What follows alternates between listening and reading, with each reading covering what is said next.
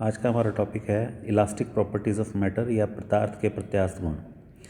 इसको स्टार्ट करने से पहले चैप्टर में सबसे पहला हमने पढ़ना है प्रत्यास्थता क्या होती है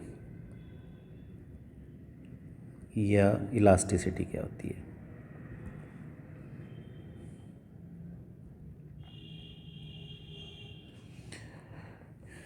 इलास्टिसिटी पदार्थ का वह गुण है जिसके कारण जब हम कोई बाह्य बल लगाने पर आकार में वस्तु में परिवर्तन का जो विरोध करती है और वस्तु अपनी पुनः पूर्व अवस्था में आने का प्रयास करती है, इस गुण को प्रत्यास्थता कहते हैं।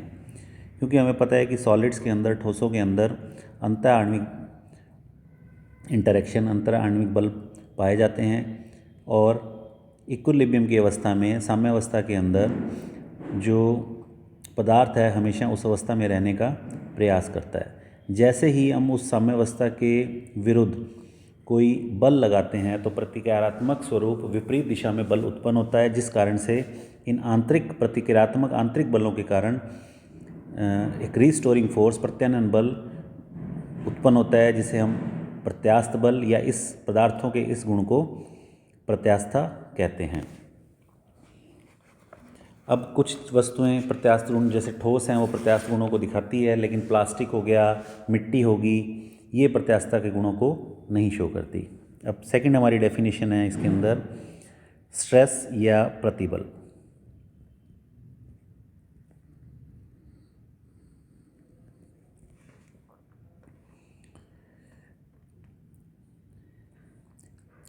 Restoring force per unit area inside the body which develops inside the body is known as stress। या जब किसी वस्तु पर कोई बाह्य बल लगाया जाता है तो पिंड के स्वरूप या आकार में परिवर्तन होता है और इस परिवर्तन के विरोध में पिंड में एक प्रतिक्रियात्मक बल उत्पन्न होता है। जैसे ही हम बाह्य बल को हटाते हैं तो वस्तु अपनी पूर्व स्थिति में आने का प्रयास करता है। इस प्रतिक्रियात्मक बल को हम प्रतिबल कहते हैं। तो प्रतिबल इज इक्वल टू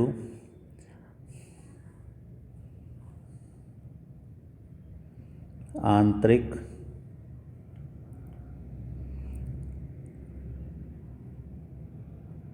प्रतिक्रियात्मक बल अपॉन में क्षेत्रफल। एकांक क्षेत्रफल पर लगने वाला आंतरिक प्रतिक्रियात्मक बल प्रतिबल कहलाता है। यदि आंतरिक प्रतिक्रियात्मक बल बाह्य बल के बराबर है तो यह समीकरण इस तरह से भी लिखी जा सकती है,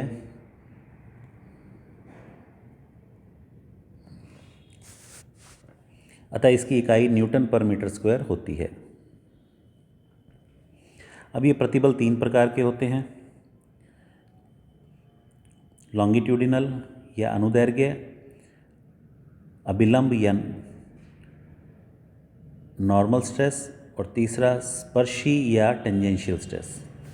अब थर्ड इसके अंदर इम्पोर्टेंट डेफिनेशन है विकृति या स्ट्रेन।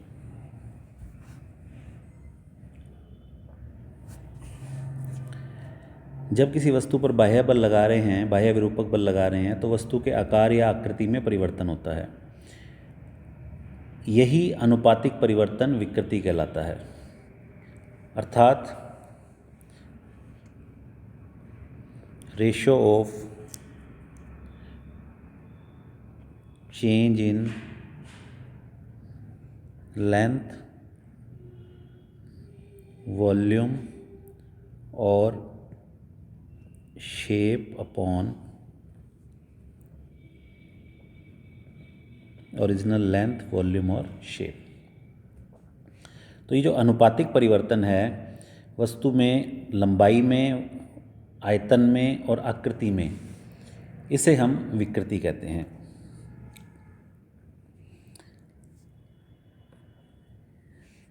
अब इसमें तीन कंपोनेंट लेने हैं हमने, लेंथ के रिस्पेक्ट में, वॉल्यूम के रिस्पेक्ट में और आकृति के रिस्पेक्ट में, शेप के रिस्पेक्ट में। नेक्स्ट इसके अंदर टॉपिक है हुक्स लॉ या हुक का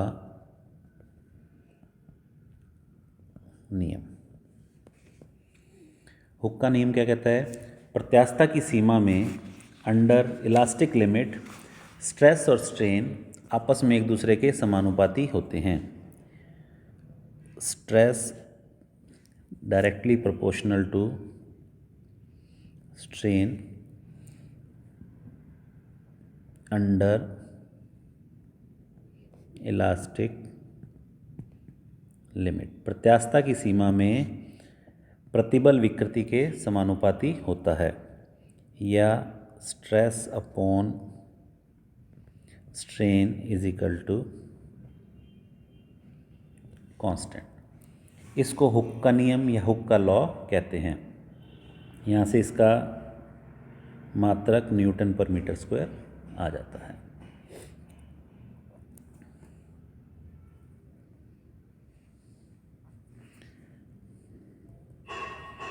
अब जैसे कि हमने पहले देखा कि विकृति और प्रतिबल लगाने के अंदर पदार्थ की लंबाई में, आयतन में और शेप में, आकृति में परिवर्तन आते हैं।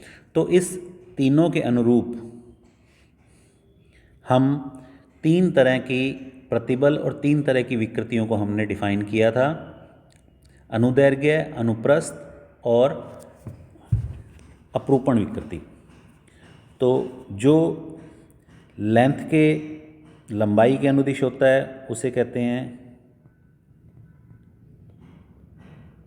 अनुदैर्घ्य या लॉन्जिट्यूडिनल।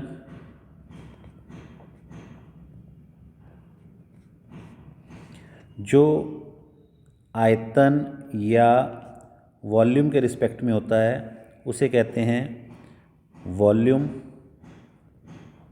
या आयतन विकृति या आयतन प्रतिबल। और जो आकृति के परिवर्तन के कारण उत्पन्न होता है उसे हम कहते हैं अपरूपण, अपरूपण विकृति या अपरूपण प्रतिबल। तो तीन तरह के कंपोनेंट हमारे आए प्रतिबल के लिए, उसी के कॉरस्पॉन्डिंग विकृति के लिए। अतः हम तीन प्रकार के प्रतिबल और तीन प्रकार की विकृतियों को डिफाइन कर सकते हैं। इन तीन प्रकार के प्रतिबल और तीन प्रकार की जो विकृतियां हैं उनके अलग अलग अनुपात में अगर हम इसको डिफाइन करें हुक के नियम को, तो तीन प्रकार के प्रत्यास्थता गुणांक को समझाया जा सकता है। तो सबसे पहले हम देखते हैं यंग प्रत्यास्थता गुणांक।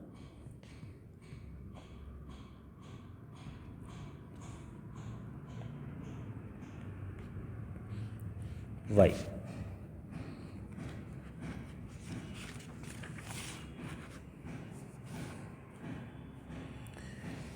तो यंग प्रत्यास्थता गुणांक जो होता है वो लंबाई के अनुदिश होता है, लेंथ के अनुदिश होता है।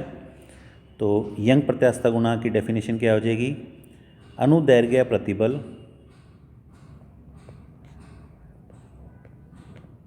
और अनुदैर्घ्य विकृति का अनुपात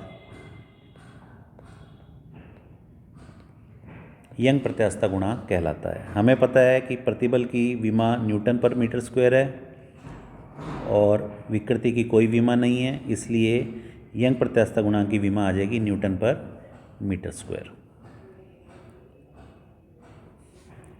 अगर प्रतिबल को हम लिखें, अनुदैर्घ्य प्रतिबल को F अपॉन A और अनुदैर्घ्य विकृति को लंबाई में परिवर्तन स्मॉल l बटा में प्रारंभिक लंबाई कैपिटल L, तो इसको ऐसे लिखा जा सकता है F capital L upon A into small l। ये तो लंबाई के अनुदिश हमने डिफाइन कर दिया। अब हम इसको डिफाइन करेंगे वॉल्यूम के अनुदिश। तो वॉल्यूम के अनुदिश जो जिसको डिफाइन करते हैं उसको बोलते हैं हम बल्क मॉडुलस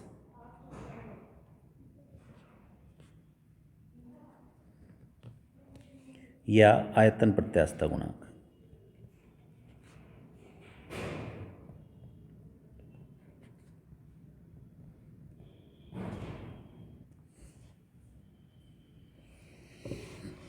अब आयतन प्रत्यास्थता गुणांक K किसके बराबर होगा? K इज इक्वल टू आयतन प्रतिबल बटा में आयतन विकृति।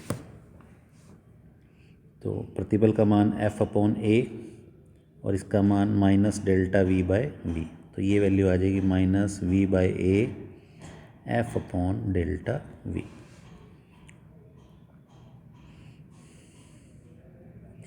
यहाँ पे क्योंकि आयतन घट रहा है इसलिए ऋणात्मक चिन्ह लिया गया है, और आयतन प्रत्यास्थता गुणांक का जो व्युत्क्रम होता है, इन्वर्स होता है, उसे बोलते हैं संपीड़ितता या कंप्रेसिबिलिटी। तो compressibility is equal to 1/K।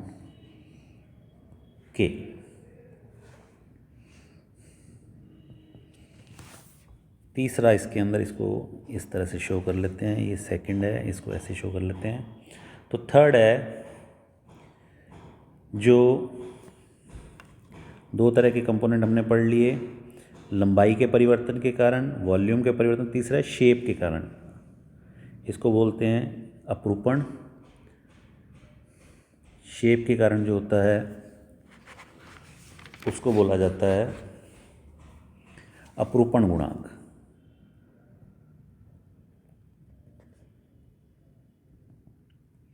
या इसको मॉडुलस ऑफ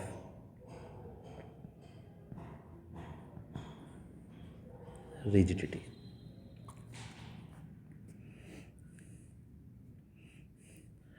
जब किसी वस्तु पर, किसी पृष्ठ पर स्पर्शी बल लगाया जाता है, उसमें विकृति उत्पन्न की जाती है, तब वस्तु का आयतन तो ना बदले लेकिन विकृत हो जाए, वो अपरूपित हो जाए, तो प्रत्यास्थता की सीमा में अपरूपण गुणांक किसके बराबर होगा? अपरूपण प्रतिबल और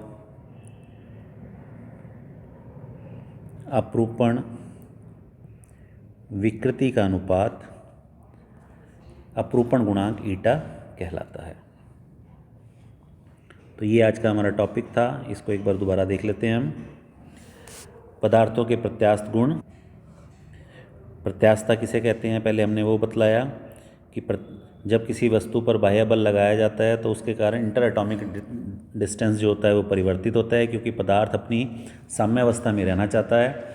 इस बाह्य बल के विरोध के कारण इसके अंदर आंतरिक रूप से एक प्रतिक्रियात्मक बल उत्पन्न होता है, और वो प्रतिक्रियात्मक बल इसको अपनी प्रारंभिक अवस्था में पुनः लाने का प्रयास करता है। तो ठोसों के इस गुण को प्रत्यास्थता कहते हैं।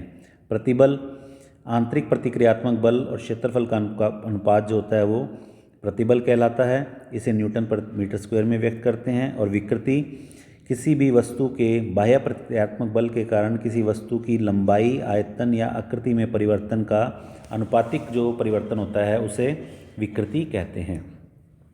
हुक का नियम क्या कहता है? हुक का नियम कहता है कि प्रत्यास्थता की सीमा में जो प्रतिबल होता है वो विकृति के समानुपाती होता है, और इनका अनुपात एक कांस्टेंट ई के बराबर होता है, जिसे प्रत्यास्थता गुणांक कहते हैं। और ई की विमा भी न्यूटन पर मीटर स्क्वायर होती है।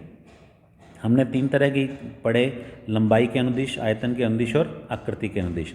लंबाई के अनुदिश अनुदैर्घ्य या लॉन्जिट्यूडिनल प्रतिबल या विकृति कहा जाता है। आयतन के अनुदिश वॉल्यूम या आयतन प्रतिबल या विकृति कहा जाता है, और आकृति के अनुदिश अपरूपण प्रतिबल या अपरूपण विकृति कहा जाता है। इन तीनों के कॉरस्पॉन्डिंग हम तीन तरह के प्रत्यास्थता गुणांक को डिफाइन करते हैं। जो लंबाई के अनुदिश होता है उसे यंग प्रत्यास्थता गुणांक, आयतन के अनुदिश को बल्क मॉडुलस या आयतन प्रत्यास्थता गुणांक, और जो अपरूपण के कारण होता है उत्पन्न, उसे अपरूपण गुणांक या मॉडुलस ऑफ रिजिडिटी कहते हैं। इसे ईटा से डिनोट करते हैं।